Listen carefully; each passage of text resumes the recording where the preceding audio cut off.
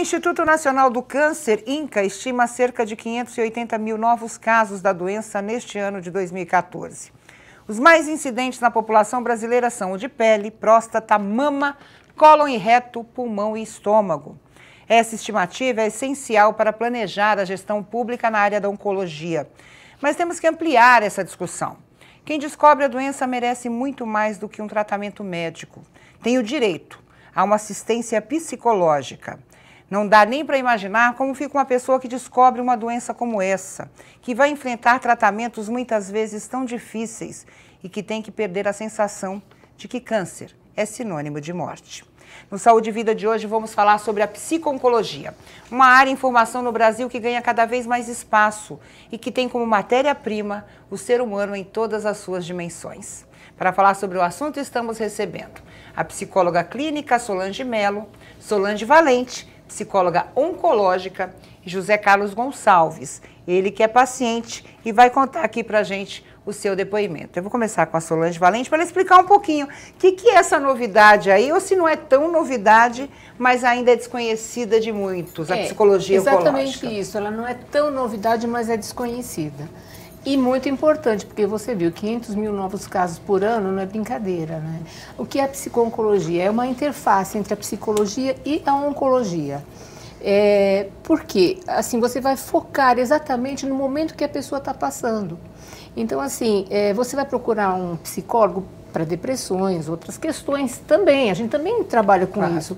Mas a psico-oncologia vai focar, assim, o que está acontecendo com você naquele momento, os aspectos biopsicossociais que estão envolvendo a doença. Você recebe um diagnóstico de câncer, você assim, não vai querer saber de coisas da sua infância, você está querendo naquele momento trabalhar o que está acontecendo ali. É tudo novo, desestrutura, né? Assim, você está organizado no seu trabalho, na sua casa, às vezes é sintomático, porque o câncer, quando ele está adiantado, é que a gente começa a sentir dor. Uma doença silenciosa. Exatamente. Maldosa, eu sempre digo que é uma doença maldosa. Tanto é que, mas tem cura hoje, se diagnosticado precocemente. Tanto é que o símbolo é o caranguejo, né? Porque ele corre para todos os lados silenciosamente e rapidinho, né? Agora, para a gente exemplificar, é um preparo da pessoa para viver com aquela nova realidade, é isso? Exatamente, porque a gente tem muita dúvida. Mas não deixa de ser um autoconhecimento de um novo momento, claro, né? Porque o corpo da gente, ele sempre dá para a gente os sinais, né? É que a gente atropela. Então, assim, eu vejo como uma oportunidade. Eu ouço muitas pessoas falarem, era uma pessoa antes do câncer e outra depois dele. Porque você para repensar a sua vida, né? Porque, embora hoje tenha cura, né, ser diagnosticado precocemente, para muitas pessoas esse diagnóstico ainda é uma sentença de morte. Né? Então, assim, cai a ficha, né? Pô, eu estou com câncer, eu vou morrer. E tem gente que nem procura tratamento nos dias atuais, fala, eu vou morrer mesmo, e quando chega porque já está exposto, porque já está daquele jeito, né? Todo disseminado. Conta pra gente, Zé Carlos, como é que foi o impacto? Ou seja, o médico chegar e falar assim, meu amigo, você tem um câncer aí na sua próstata. Como é que foi esse impacto? Olha, no primeiro momento? Sinceramente, eu não tive a menor dificuldade. Para mim, eu tenho isso comigo. Não acredito. Eu estou nada, eu não sinto nada. Absolutamente, não tinha nenhum efeito, não sentia dor nenhuma, coisa nenhuma. Qual que foi o sinal? Foi o exame de rotina? O exame de rotina.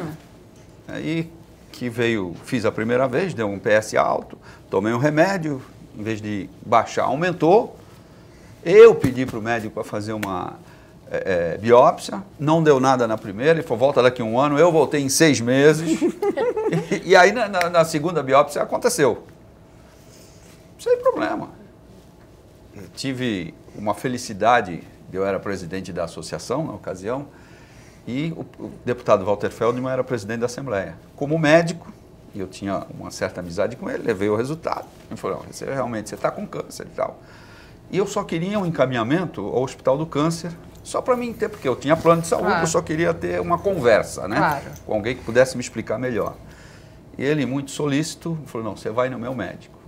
Doutor, nada mais, nada menos do que Dr. Miguel Cirurgi. Só. E eu não sabia, não conhecia, não tinha a menor ideia do que era. E fui ao Dr. Miguel no dia seguinte, aconteceu tudo muito rápido. No dia seguinte eu fui, ele já me receitou, mandou fazer uns exames, e foi o único dia que eu tive realmente um impacto, foi quando no resultado desse exame que eu fiz, apareceu lá, o Zé Carlos tem esteatose no fígado e tem uma marquinha no pulmão. Eu fechei o exame e falei para minha mulher, eu estou premiado, e sendo assim, eu não vou fazer mais nada. E essa noite eu não dormi, rodei. No dia seguinte, eu fui ao doutor Miguel, ele estava operando, saiu da operação, ficou 8 horas numa operação para depois me atender, eu fiquei esperando lá, me atendeu, e me falou, não, isso não é nada. Eu falei, como não é nada? Eu tenho esteatose. Aí ele falou, você sabe o que é esteatose? Eu não sei nada o que é, eu sei que eu tenho esse negócio aí no fígado. Dessa mania de abrir exame, perca, a gente sofre por antecipação. Não olho internet, não faço nada. Se o médico falou, faça isso, eu vou fazer. Eu acredito nele. Aí o doutor Miguel falou, esteatose é uma gordura no sangue. 90% dos brasileiros têm. Eu tenho. Você tem um pouquinho mais. Nada mais do que isso. É isso, né? Só um pouquinho. Tô brincando, eu não sei se é. Não, mas isso faz também. Mas foi a comemoração. Você falou, acho que eu fui comemorar que eu estou bem, né? Vamos tomar um... Aí eu falei, e o pulmão? Ele falou, não, o pulmão você deve ter tido uma pneumonia quando era criança, ou bronquite. Eu falei, eu tive muito bronquite, me internei várias vezes, que eu ficava no balão de oxigênio. Graças a Deus também não tenho mais nada, nunca mais.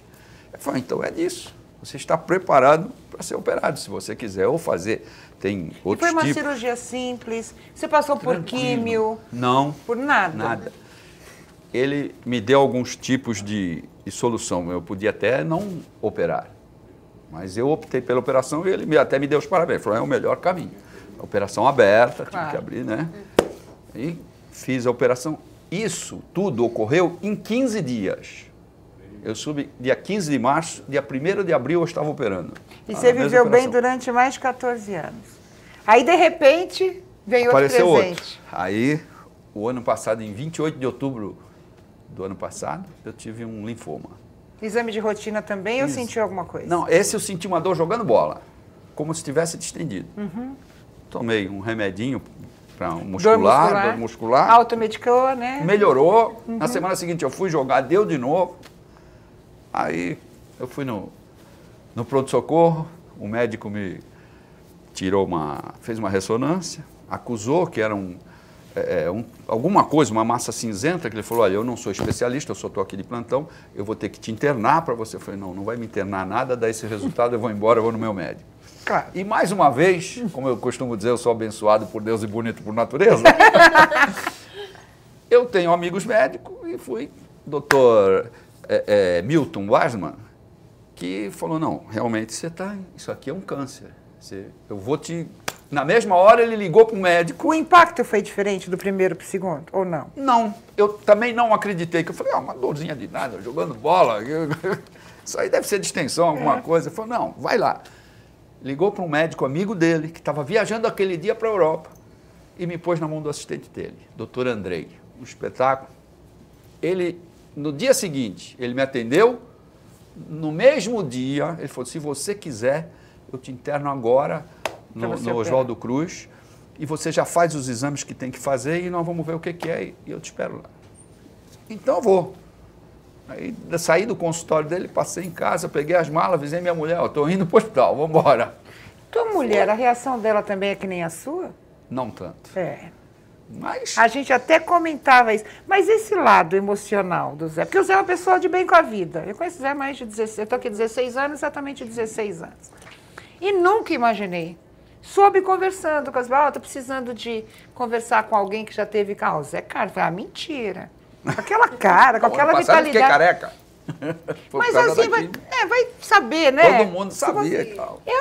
Mas uma coisa que você não tem pelo astral da pessoa, você não acredita às vezes. Você sempre acha que a pessoa que fica doente, ela fica mais deprimida, mais triste, com medo. Eu tenho colegas que tiveram e não têm a condição de conversar, de falar, se escondem.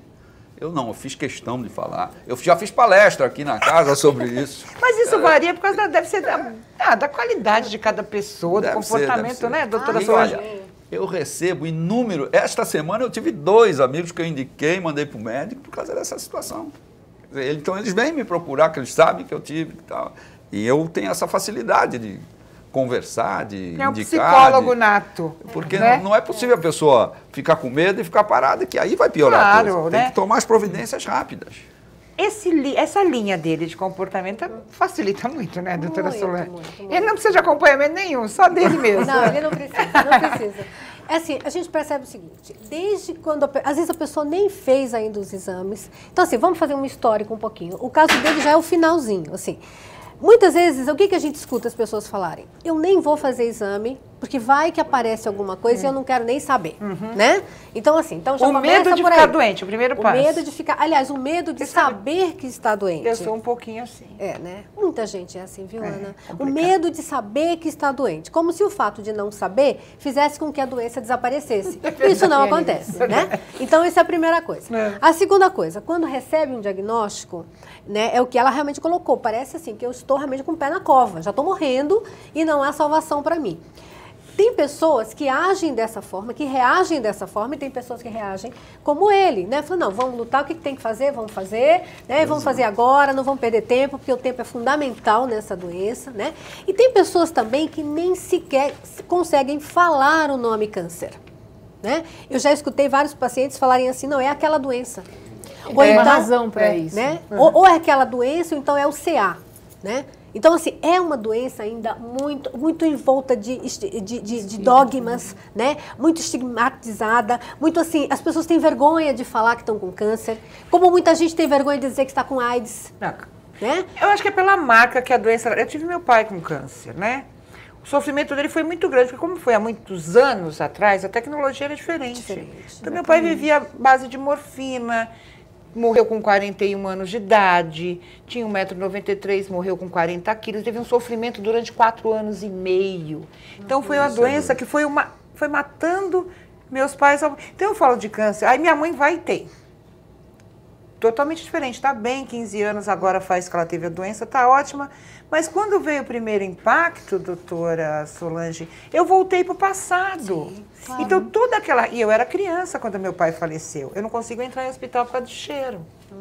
Eu entro no hospital, Zé, eu me sinto com 4 anos de idade, chorando, indo visitar meu pai. Olha como a nossa mente é maluca, né? Então, eu ponho nessa coisa do familiar, porque ele falou assim, ó, minha mulher não reagiu bem. É preciso fazer um tratamento junto?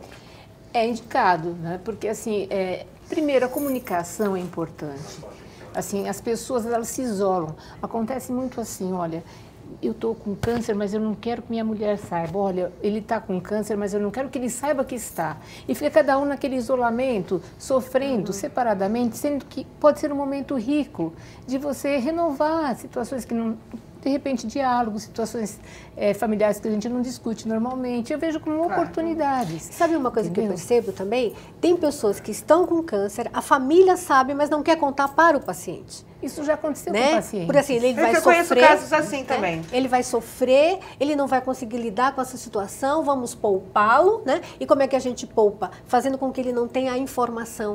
Mas com pacientes mais velhos, normalmente, né, Normalmente, doutora Solange? Porque a gente pensa o normalmente. seguinte, o mais jovem ele é esperto, né, Zé? Eu acho que quando você tem o conhecimento da doença, vem um insight muito grande. Eu tenho exemplo, por exemplo, agora, 6 anos atrás, meu pai faleceu de câncer. Ou ele enganou a gente, ou nós enganamos ele. Mas, graças a Deus, foi coisa de uma semana. Ele teve câncer, detectou... O dele foi aonde? Ele teve no fígado, no pulmão... Ah, já estava em metástase. E morreu em uma semana. E eu dou graças a Deus, eu sempre agradeço a Deus, claro. porque eu vi, o meu pai era muito ativo, 85 anos, dirigia, ele que fazia a comida, ele que ia na quitanda, no açougue, em tudo, era ele que fazia, levava minha mãe para tudo que era lugar, então era muito ativo.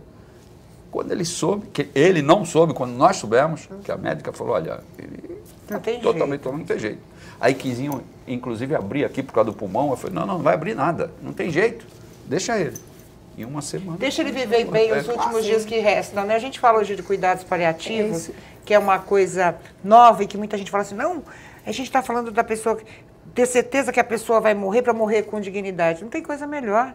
Eu já vi gente em cuidados paliativos que o médico deu uma semana de vida e está bem faz 5, 6, 7 meses, né? A gente vai para o intervalo rapidinho e no próximo bloco a gente vai falar das reações diferentes né? Porque eu acho que quando você mexe com o psicológico, você pode ter um resultado muito positivo quando você aborda o câncer junto com o emocional, como você pode também, às vezes, ter um resultado inesperado. Como é que você lida com isso? A gente volta já já.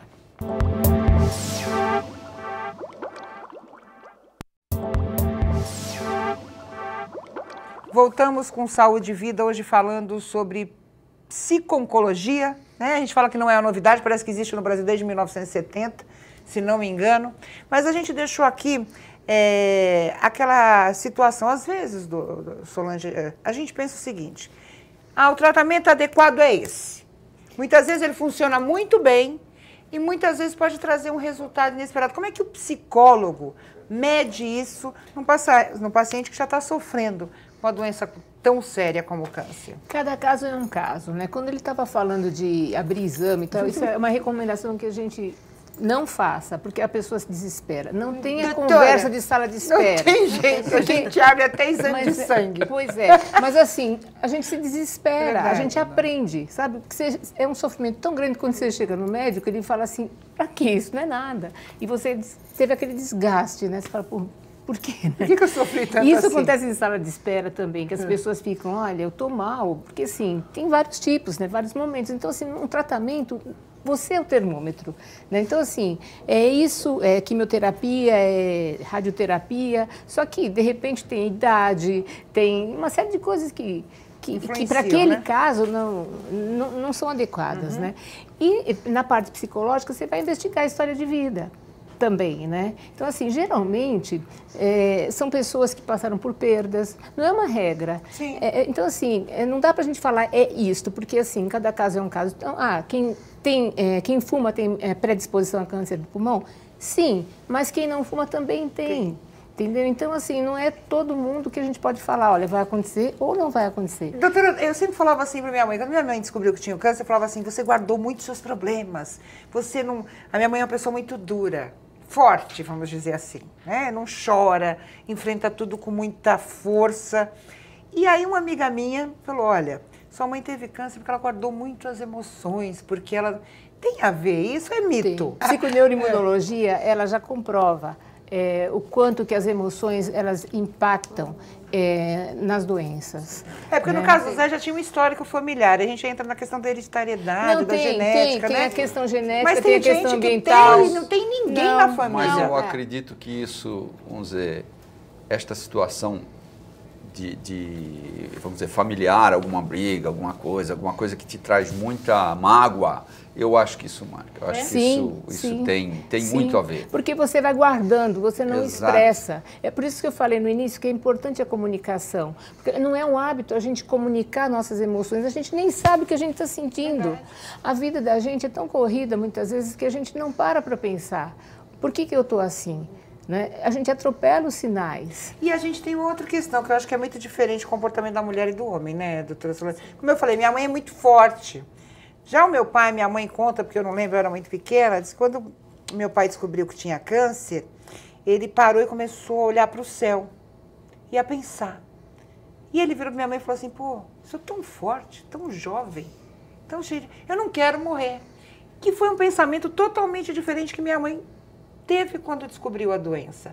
O homem é mais forte, porque ele parece ser mais forte, mas quando acontece isso, de ter uma situação mais grave dentro da realidade da vida dele, ele se enfraquece, Solange? Ele mostra a emoção dele, né? Que muitas vezes na vida normal o homem não se permite chorar, sofrer, espernear, reclamar, não aceitar, né? Fica se sentir impotente diante de uma situação. A nossa sociedade cobra muito dos homens, né?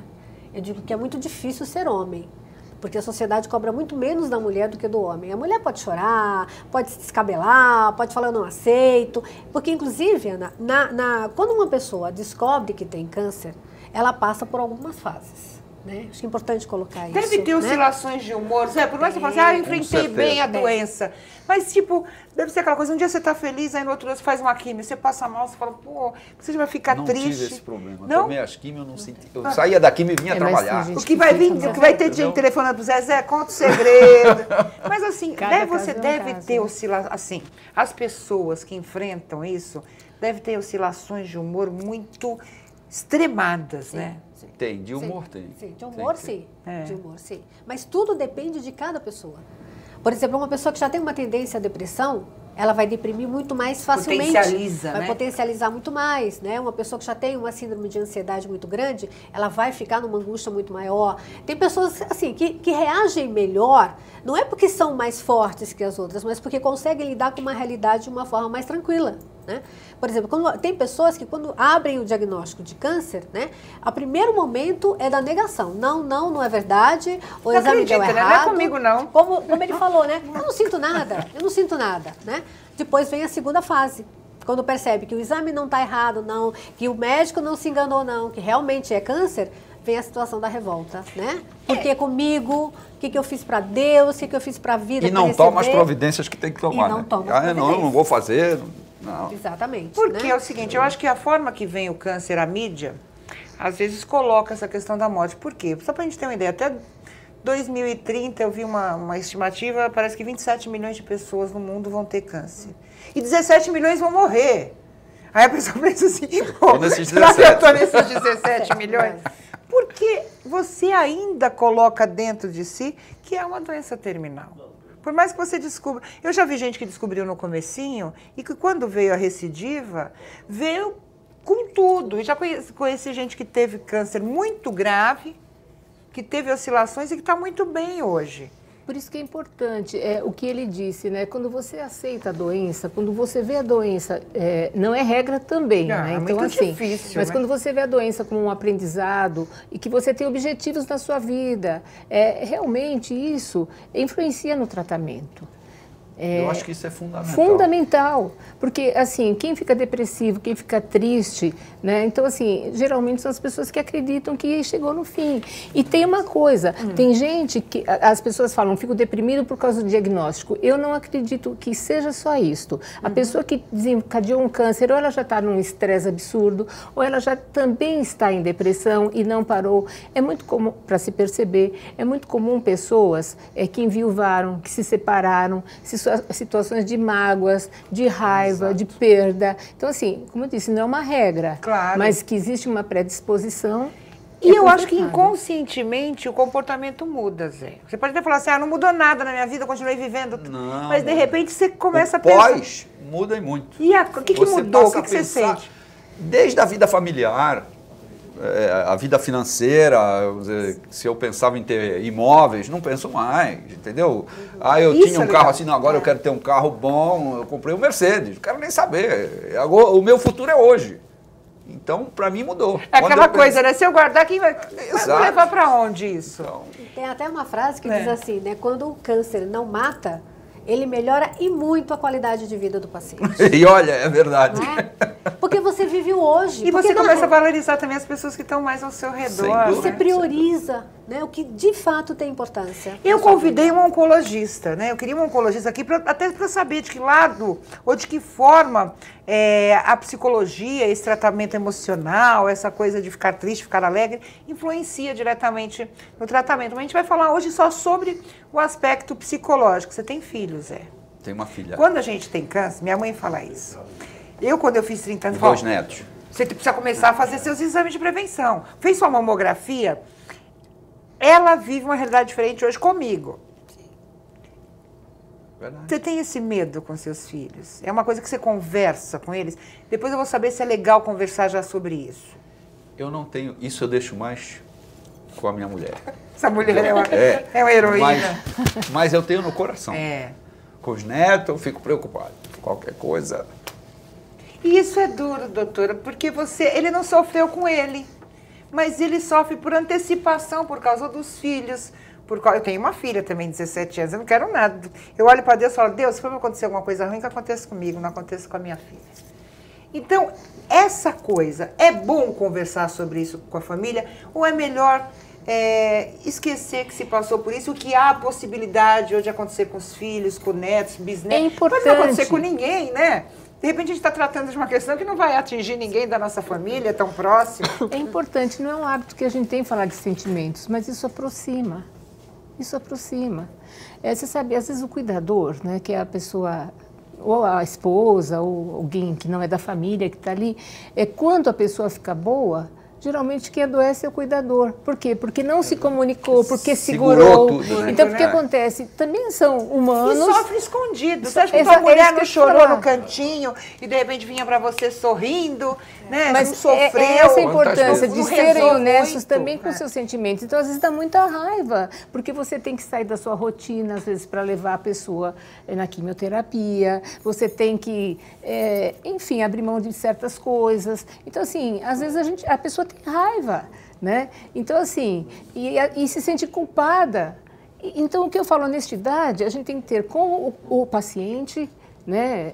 E o cuidador com ele mesmo, ele pode sentir também, não é porque ele está ali cuidando. E com certeza influencia no resultado, né? Sim, Caso do se Zé. você fica escondendo que você está com raiva. Eu fui viver, hoje eu não seguro mais isso. Influencia diretamente. Veja bem, não é chegar e botar, olha, agressividade, botar a raiva para fora. Não é isso. Não é isso. Eu tô doente, eu vou arrebentar aquele cara lá que me deve uma grana. Dá um tempo para mim, sabe? Vou fazer uma caminhada, vou fazer uma meditação. Eu também preciso cuidar de mim, porque senão eu não aguento. E sem culpa, né? Sem culpa. E sem culpa. Sem culpa, porque sentir raiva é natural, né? Se sentir, às vezes, até com a vida limitada em algumas situações, por conta de filho, de marido, isso. Não só por conta de que o parente está com câncer, mas às vezes filho pequeno, dá trabalho, né? E às vezes você está cansada, a gente nega as nossas emoções. Eu vi que há um alto índice de suicídio em pessoas que descobrem não só câncer, mas doenças que são consideradas terminais, né? Isso é muito temeroso. Porque é você não encarar aquela sua realidade, é fugir da vida que você tem que ter, ou daquilo que você tem que passar. Você sabe que você está falando isso, me lembrei do nosso ex-vice-presidente José de Alencar. Quando impressionante aquele homem, gente. Você já vê quantas vezes. Quantas vezes? E ele dizia, né, ele fez várias cirurgias, anos e anos lutando, e uma vez ele, numa entrevista, ele disse o seguinte, eu vou fazer tudo o que eu tiver que fazer para me curar. Eu sei que está nas mãos de Deus, mas eu também sei que Ele não precisa de um câncer para me levar. Então eu vou fazer o que eu tiver que fazer. Então, assim, fazendo uma comparação com a questão do suicídio, né? Por que a gente se mata? Não é porque a gente não quer mais viver. A gente não se mata porque é uma tentativa inconsciente que a gente tem de, quem sabe, fazendo isso, eu paro de sofrer. Né? Então, assim, o suicídio, o que é? É fugir da minha realidade. Lembro também do Leandro, daquela dupla, Leandro e Leonardo, quando ele descobriu. Ele foi muito rápido. Foi muito rápido. Ele disse assim, eu vou viver tudo aquilo que Deus preparou para mim. Dói? Dói. A gente se sente frustrado? Se sente, mas é a minha vida e eu tenho que vivê-la. Olha o que é comum, a gente quer tocar até nesse ponto. A gente, é até um erro, a gente lembra de Deus nessas horas, né? Sim. Né? Olha, Deus vai me levar quando... Ai, que Deus me ajude, ai, que Deus proteja a minha família, que Deus... A fé mudou? A sua religiosidade, a sua força, o seu foco, até as suas conversas com Deus, né? Porque a gente conversa com Deus. Mudaram? Eu acho que ficou, não a religiosidade, sim, a coisa da mas fé a fé de tudo que aconteceu comigo, né? Essa recuperação fantástica. Zé, que eu você não tá um tomei garotão, nada. ninguém disse. Entendeu? Tomei químio, fiquei com a minha mãe até hoje não sabe que eu tive câncer. Ela foi me visitar no hospital, eu já estava cabeludo, eu estava com uma infecção, estou no hospital. Depois que eu saí, fiquei careca, falei, não, foi uma aposta que eu fiz com os netos e nunca deixei de visitá-la. Quer dizer, eu não tive problema, vou dizer, qualquer um com a medicação. Mas o poupar sua mãe foi uma escolha sua por causa do seu pai? Foi uma escolha minha e da minha irmã. Ela tem 88 anos. E tem aquela coisa, já tem um histórico, né? De repente falou assim, ó, perdi o marido em uma semana, vou perder o filho. Isso até pode ser negativo para a própria pessoa, né, doutora Solange? Ou seja, colocar ou comparar, né, as situações, no caso, o pai, o marido e o filho. Mas é que a gente, a questão do trauma, né? Então, assim, a primeira pedra, como o Freud já dizia, ela trinca a janela, a segunda quebra a vidraça, né? Então, a gente sabe a dor e a gente quer poupar as pessoas. Então, tudo é uma questão de bom senso, né? Porque, assim, você poupar uma pessoa, às vezes você pode estar tirando o direito dela de fazer escolhas, de crescer com isso, mas, assim, uma pessoa de 88 anos, para que, de repente, levar um sofrimento para ela? Então, é uma questão de bom senso, né? Tudo a gente tem que pensar no bom senso. Você buscou conversar com as pessoas ou você deixou essa coisa, você escondeu?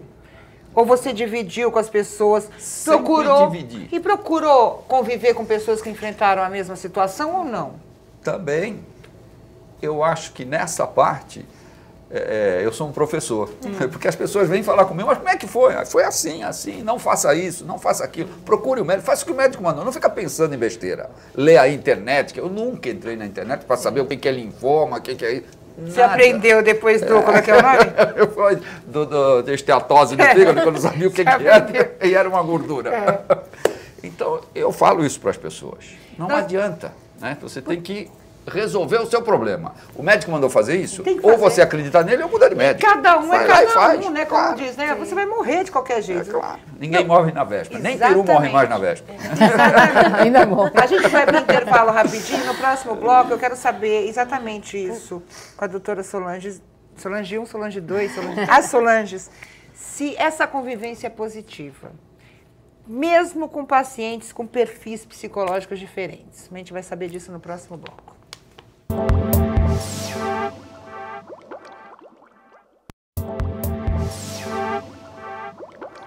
Voltamos com Saúde e Vida falando exatamente sobre câncer e emoção.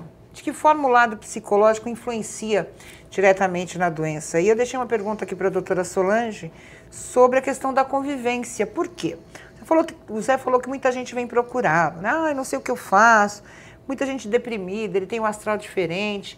Essa convivência, até por perfis psicológicos que se chocam. Tem a pessoa que é mais animada, mais otimista, aquela pessimista, que tudo dá errado com ela. É positiva essa convivência ou cada um tem que fazer o seu tratamento psicológico isolado, junto com a sua família? Como é que fica isso? Olha, depende de cada pessoa. Tem pessoa que, na relação com outras, por exemplo, no tratamento, ela não consegue se abrir. Ela não consegue falar, ela não consegue expor a emoção dela, ela tem vergonha, ela tem timidez. Porque muito do esconder tem a ver com vaidade. Né? Porque quando a gente fala, olha, eu tô com câncer, né? É uma coisa que ninguém quer ter. E a gente tem o estigma do câncer de próstata, o cara que teve câncer de próstata é impotente. Exatamente. Né? Tem essa coisa também. Gente, tem nada a ver uma coisa com a outra, é só buscar informação na internet. E a questão do câncer de mama também, né? Perder a sexualidade. Como é que você vai perder uma feminilidade, mama? Exatamente. Também. Então, assim, nem todo mundo consegue ter ganhos positivos na troca com outros pacientes da mesma patologia. Mas quando isso acontece, quando a pessoa consegue isso, é muito bom. Porque uma pessoa que está muito depressiva, houve uma pessoa que está com a mesma doença que ela, lógico, a mesma doença, mas num outro órgão, mas com a mesma gravidade, fala, nossa, mas ele está rindo, ele está batalhando, ele está fazendo tratamento, ele está trabalhando. Tá dirigindo a Mercedes, para, né? Então ele fala, mas por que ele sim e eu não? Né? Então, nessa hora, você sai do papel, muitas vezes, do coitadinho, que a gente observa não só no paciente de câncer, mas em outros pacientes também, né? Do coitadinho. Então, não, minha vida acabou, eu não posso fazer mais nada, eu sou um coitado. E tem até um termo que a gente usa, que é o câncer psicológico. O que é isso? É uma forma inconsciente que a pessoa tem de manipular as pessoas à sua volta, família, amigos, para ter sempre o foco de atenção da família, dos amigos. Olha, eu estou muito mal, eu estou muito doente, eu não posso ele está com a doença, mas ele a potencializa para ser o coitadinho. Isso é muito ruim. Na psico-oncologia a gente chama de benefícios da doença. Isso. Então, assim, você está na sua rotina, a vida continua, ninguém dá atenção para você, né? Aí quando você tem um diagnóstico desse, vai todo mundo te visitar, todo mundo te liga, você é paparicado. Aí você usa isso para aumentar inconscientemente, é uma maneira ruim, né? Porque é uma doença que, se você não trata, se você se entrega para ter os benefícios, você pode morrer, né? Claro. Então, mas são... E acontece até em outras patologias. Eu tenho uma paciente que agora não mais, mas todo ano, numa determinada época do ano, num determinado mês, sempre naquele mês, ela dava entrada no hospital com pneumonia. Todo ano. Então, o que acontecia? A família morava longe, os filhos já formados, cada um com a sua vida. Quando ela dava entrada no hospital, internada, todo mundo vinha e ficava perto dela. E aí ela ficava alguns dias, saía, voltava para casa e ficava bem. No ano seguinte, na mesma época, acontecia a mesma coisa. Nossa, como a mente da gente é maluca, né? É exatamente isso que ela falou, são os benefícios secundários. Né? É uma forma de você chamar a atenção para você. Zé, em algum momento teu médico mandou, porque o médico não te conhece, te conheceu a partir daquele momento por uma doença. Mas em algum momento ele falou assim, olha, Zé, se você sentir alguma coisa, vai procurar um psicólogo, vai conversar com alguém, ou o médico fica só na coisa física mesmo? Não, tanto o doutor Miguel na ocasião, quanto hoje o doutor Andrei, que cuida do linfoma, eles sempre falam, se você sentir necessidade, se você tiver dificuldade de falar, procure um psicólogo. Ah, que legal. Maravilhoso. Todos dois me orientaram nesse sentido. Mas graças a Deus, eu não tive esse problema, não. Virou Pelo contrário, psicólogo. eu na ocasião era presidente da Falesp, eu tive que ficar afastado uns dias, que eu fiz a operação, então eu fiquei acho que 20 ou 30 dias afastado. Quando eu voltei, eu pus no jornal da entidade, que o presidente estava com câncer. Voltando. Aí então, pô, mas... Só para as põe pessoas aí se que todo mundo situarem, vai a saber. Falesp é a Associação dos Funcionários aqui da Assembleia Legislativa de São Paulo, conta com 3.000 associados, é uma associação grande. E isso até é interessante, até é para você criar a cultura da conscientização, né, Solange? Exatamente. E é importante que ele falou que as pessoas o procuram para desabafar, para falar, porque assim, para você ver a carência que a gente tem de comunicar os sentimentos. Porque que acontece? As pessoas geralmente falam assim, isso, olha, aguenta firme, isso vai passar. Não fica triste não. Mas você tem um diagnóstico, você está triste, você tem o direito de ficar triste. Né? E as pessoas falam, não suportam isso, né? Então assim, aí fica naquele isolamento novamente. Então assim, quando uma pessoa... E a gente precisa falar, a gente precisa botar para fora, a gente precisa esclarecer. Então assim, como você vivenciou, as pessoas se identificam. Então elas vão buscar em você esse apoio, porque geralmente elas querem conversar, provavelmente, não geralmente, né? Assim, elas procuram alguém para conversar, e não que a pessoa tenha uma má intenção, é porque a pessoa realmente quer poupá-la muitas vezes. Claro. Né? Então, assim, e fica naquela solidão. Então, e as pessoas precisam disso. Não, e é importante você ter falado. Porque... até falou, ele falou da mulher, né, a mulher. E os filhos, você poupou seus filhos ou você contou? Aberto. A Sabe reação mais do que deles. eu. E a reação? A minha filha é muito preocupada. Mulher Mas é demais, aquela eu que falo com ela, não tem chora nada disso, só. filha. Esquece isso daí, eu não sinto nada, não tem coisa nenhuma. Mas É amor, isso não é nem coisa, né? É ela amor. liga pro meu médico, eu não ligo. Ela liga pro meu médico, olha, nós vamos viajar para os Estados Unidos. Tudo bem com e ele. eu tenho aqui um cateter para tomar, se precisar, quando eu tomei a quimio, né? Sim. Então, para não pôr na veia, não tá? Ela liga para ele para saber, ele pode viajar, nós vamos para Disney e tal. Mas, filha, não Pode, tem você nada, não eu deixa- jogo bola, eu faço tudo. Aí o médico vira assim, filha, pode, mas não deixa ele brincar naquela montanha-russa da Aerosmith, que ele pode não ter nada, mas morre no meio do caminho. Eu quase morri, Zé, com aquilo.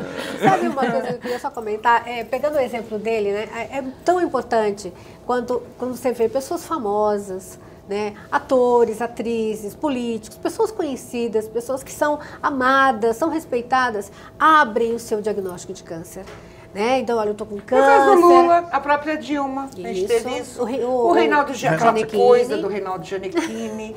A gente teve... Ana Maria Braga, Ana Maria Braga, que né? teve no reto, né? Que para ela Sim. poderia ser até uma situação constrangedora, né? Ela falou, não, eu tô com câncer no reto, isso. Isso é bom, né? Isso é muito bom. Sim, porque existe um estigma em relação à doença. Porque, assim, antigamente, o câncer, os médicos não tinham os instrumentos, não tinham formas de diagnosticar como tem hoje. Então, assim, as pessoas achavam que era relacionado à falta de higiene, ou uma doença contagiosa. Então, as pessoas não queriam falar, porque ou eu sou suja, ou se eu vou ficar isolada, ninguém vai querer ficar comigo. Chegou a ser doença do diabo, você lembra Exatamente. disso? Mas por as pessoas quê? que tinham câncer, elas eram É uma coisa... pessoas ruins, É uma né? coisa que mutila. Então tinha todo esse estigma. Então, por que eu vou falar que eu estou com isso? Você entendeu? Então as pessoas se calavam, então não falavam de câncer, falavam aquela doença, sabe? A CA. Distância, né? Então, só que isso daí é coisa que ficou lá atrás e até hoje se cultiva. entendeu? Porque hoje tem as formas modernas de diagnosticar, Claro. né? Então, já foi desmistificado de que não é contagioso, né? Até a gente que tem não tem a ver com tratamentos, nada né? disso, mas ficou. Ô Zé, qual que foi o momento mais difícil? Foi o diagnóstico? Foi o tratamento? Foi o pós?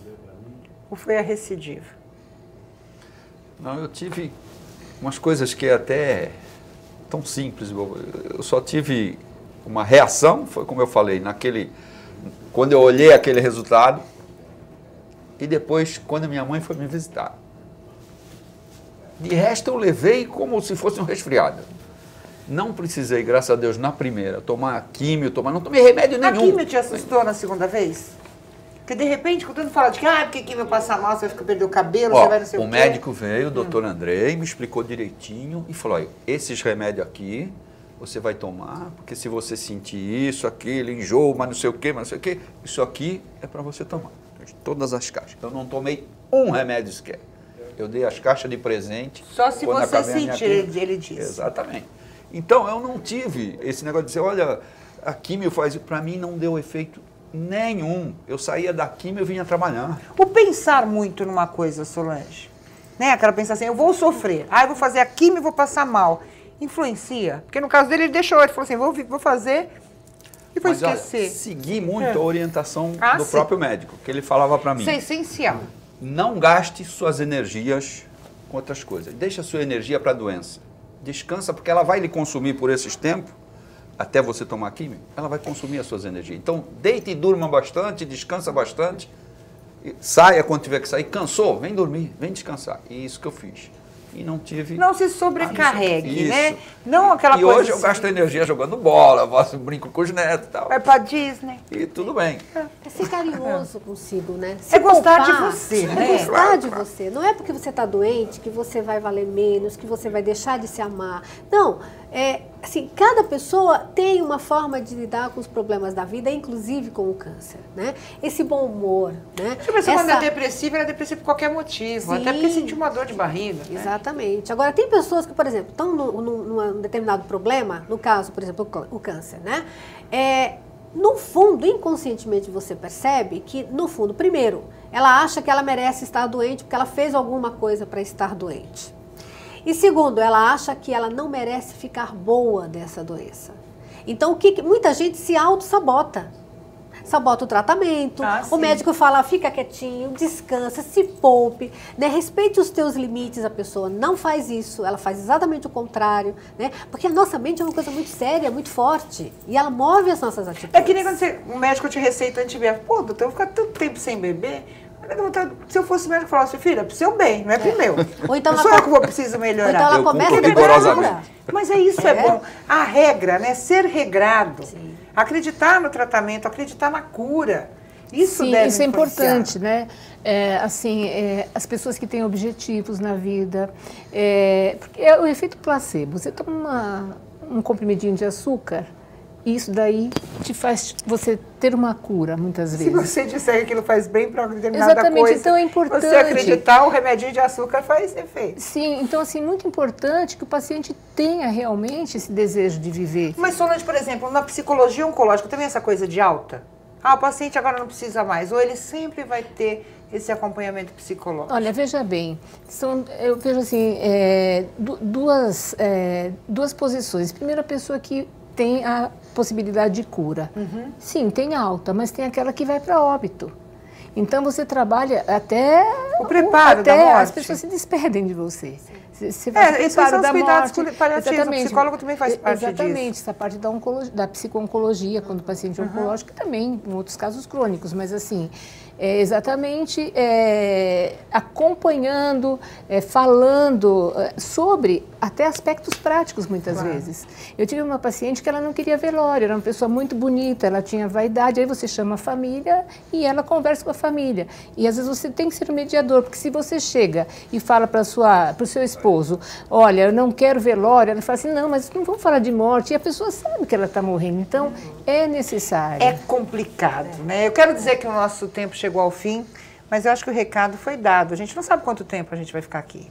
né? Se vai morrer por causa de câncer, uma queda, um outro tipo de doença, a gente tem que aproveitar todos os dias. E se você não conseguir emocionalmente, buscar um especialista para te ajudar a enfrentar tudo isso é a melhor forma, né? Eu vou dar um minutinho para cada um dos meus convidados para as considerações finais. Doutora Solange Mello, seu recado final. Eu acredito que o câncer ele pode melhorar muito a vida de uma pessoa quando ela consegue superá-lo. E a partir daí, as prioridades mudam, né? As escolhas mudam. Acho que muitas pessoas ficam até melhores, né? Ficam até melhores, menos exigentes, menos intolerantes consigo e com o outro, né? As pessoas conseguem perdoar com mais facilidade, né? Conseguem viver o momento presente, acabam sendo, como ele colocou, menos consumistas, né? Valorizar muito mais aquilo que você é e não aquilo que você tem. Então, ou ter hoje, né? Não guardar para amanhã, porque exatamente. Você não sabe o que vai acontecer. Então, assim, tem essa doença, faça tudo que o médico mandar você fazer. Faça tudo certinho, né? E passando por essa situação, ajude outras pessoas até com o seu exemplo. Zé Carlos, seu recado final, obrigada pela presença, por dividir a experiência e mostrar, né, que dá para ser feliz, né? Eu é que agradeço a oportunidade de mais uma vez falar nesse assunto, né, e que o pessoal saiba realmente que não é o toque que vai deixar a masculinidade do homem de lado. Bem então, lembrado. Faça os exames, faça o preventivo, porque é algo fundamental você ter um resultado no início. A cura é 100% no início. E se você deixar guardadinho, você sabe que lá no fim é você que vai sofrer. Então... Quero agradecer também a doutora Solange Valente e eu vou contar uma historinha rápida, ela não me permitiu, mas a doutora enfrentou também um câncer e acabou se envolvendo nessa questão. Quer dizer, teve que passar por isso para criar uma preocupação e querer ajudar os outros. Exatamente. Eu acho isso muito interessante. É interessante, porque assim, eu fui para essa área de psico-oncologia exatamente por isso. Quando eu tive um diagnóstico de câncer de mama, e as pessoas que eu atendia começaram a me procurar, porque eu posicionei os pacientes. Eu falei, se cair cabelo, essas coisas eles têm que saber. Claro. E aí eles começaram a ficar muito próximos, foi quando eu fui estudar para a área e me identifiquei bastante. E depois enfrentei a morte de minha mãe com isso. Eu me curei 6 meses depois. Então, assim, eu trabalhei o meu lado e eu trabalhei o lado da família também com isso, né? E acho assim que eu consigo trabalhar hoje com pacientes oncológicos e com pacientes terminais exatamente porque eu fiz esse enfrentamento, né? Eu passei por uma experiência de quase morte nessa cirurgia. E o que eu gostaria de deixar é assim, o quanto é importante você estar atento aos sinais do seu corpo, o diagnóstico precoce, né? Então, assim, porque tudo que a gente vê, antes a gente tem condições de curar, a gente tem condições de conviver, de viver com qualidade, claro. Até mesmo em cuidados paliativos, né? Enquanto tem vida, tem esperança. Nós nunca podemos tirar a esperança de ninguém. E eu acredito em milagres. Eu acho que muita gente também acredita. Eu quero mais uma vez agradecer ao Zé Carlos, quero agradecer a Solange. Quero agradecer a você. O Saúde e Vida vai ficando por aqui. Nós temos um encontro no próximo programa. Um grande abraço e até mais.